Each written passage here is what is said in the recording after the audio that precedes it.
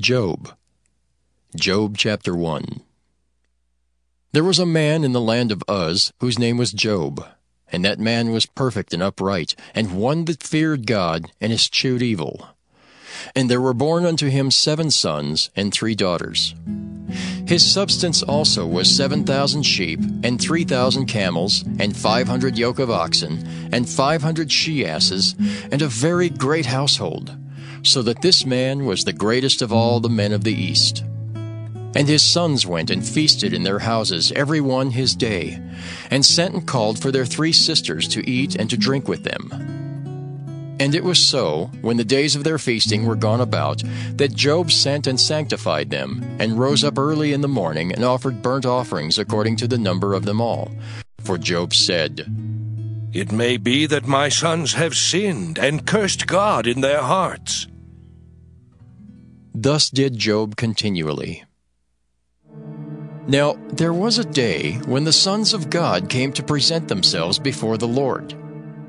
And Satan came also among them. And the Lord said unto Satan, Whence comest thou? Then Satan answered the Lord and said, From going to and fro in the earth, and from walking up and down in it.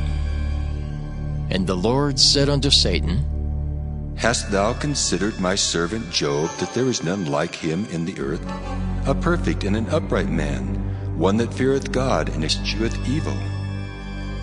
Then Satan answered the Lord and said, Doth Job fear God for naught? Hast not thou made an hedge about him, and about his house, and about all that he hath on every side? Thou hast blessed the work of his hands, and his substance is increased in the land. But put forth thine hand now, and touch all that he hath, and he will curse thee to thy face. And the Lord said unto Satan, Behold, all that he hath is in thy power. Only upon himself put not forth thine hand. So Satan went forth from the presence of the Lord. And there was a day when his sons and daughters were eating and drinking wine in their eldest brother's house. And there came a messenger unto Job, and said, The oxen were plowing, and the asses feeding beside them, and the Sabaeans fell upon them, and took them away. Yea, they have slain the servants with the edge of the sword, and I only am escaped alone to tell thee. While he was yet speaking, there came also another, and said, The fire of God is fallen from heaven, and hath burned up the sheep and the servants, and consumed them. And I only am escaped alone to tell thee.